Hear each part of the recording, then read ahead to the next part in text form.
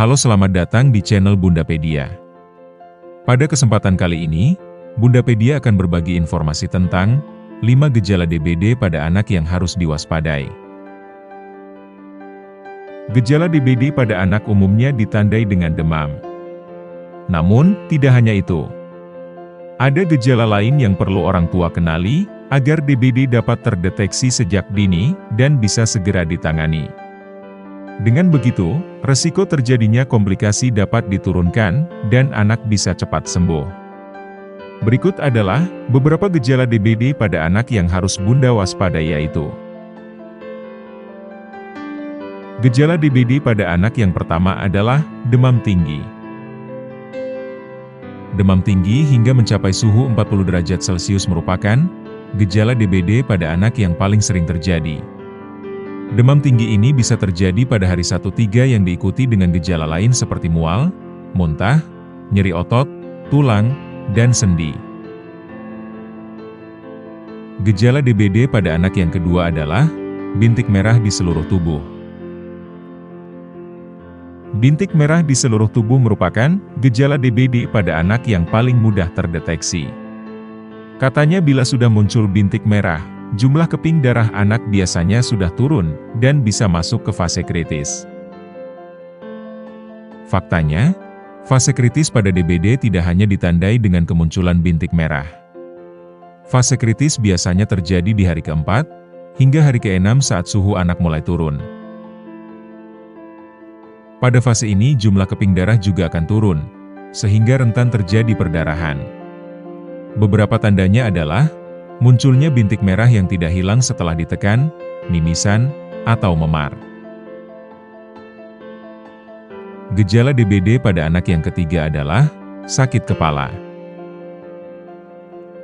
Sakit kepala berat yang diikuti dengan nyeri di belakang mata, nyeri sendi, otot, atau tulang. Meski tidak semua anak bisa menyampaikan keluhannya, biasanya sakit kepala ini menyebabkan anak lebih rewel, gelisah, dan sulit tidur. Gejala DBD pada anak yang keempat adalah nyeri sendi, otot, dan tulang. Beberapa orang menyebut bahwa sensasi nyeri saat mengalami demam berdarah cukup berat, hingga terasa seperti ada tulang yang patah.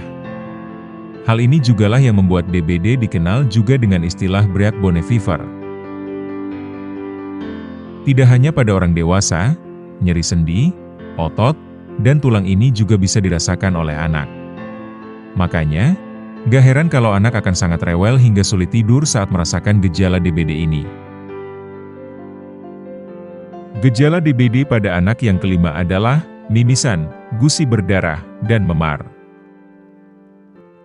Seperti yang telah dijelaskan sebelumnya, DBD pada anak bisa menyebabkan penurunan jumlah keping darah, trombositopenia.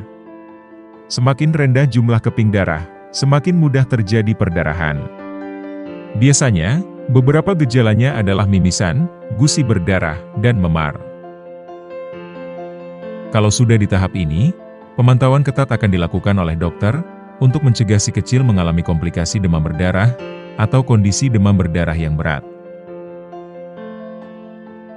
Anak yang mengalami gejala DBD sebaiknya dirawat di rumah sakit, agar dokter bisa memantau kondisinya secara berkala. Hal ini karena tetap ada risiko kebocoran plasma, dan penurunan jumlah keping darah yang bisa menyebabkan terjadinya perdarahan, dan memberatnya DBD hingga shock, dengue shock syndrome. Itulah beberapa gejala DBD pada anak yang harus Bunda ketahui. Semoga informasi ini bermanfaat, dan sampai ketemu lagi di video-video berikutnya.